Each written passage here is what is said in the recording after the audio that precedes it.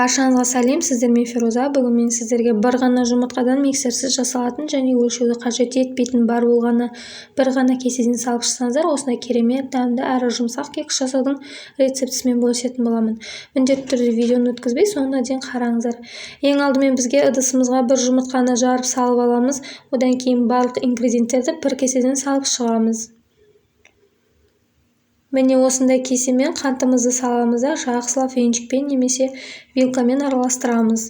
Міндетті түрде ингредиенттерді бір кеседен салып шығасыздар, сол кезде ғана сіздерде кекстарыңыз өте жұмсақ әрі ортасы гладкий болып шығады. Одан кейін оның үстіне бір кесе сүт, бір кесе сұйық майымызды құйып, жақсылап араластырып аламыз.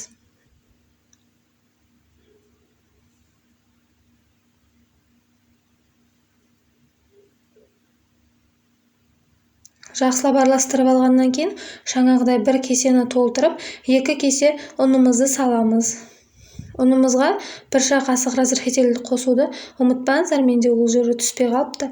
Ұндың бәрін бірден салмай, бөліп салып отырып, жақсылап араластырамыз.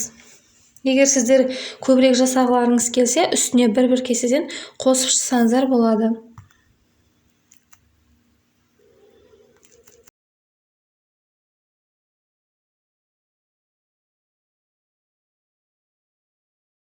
Міне бізде осындай қоймалжың масса болуы керек, қасықпен араластырғанда өз формасын сақтайтындай болуы керек. Ендігі кезекте пешімізді 150 градусқа қыздырып қоямыз да, кекс пісіруге арналған ыдыстарымызға 1,5 қасықтан құйып шығатын боламыз.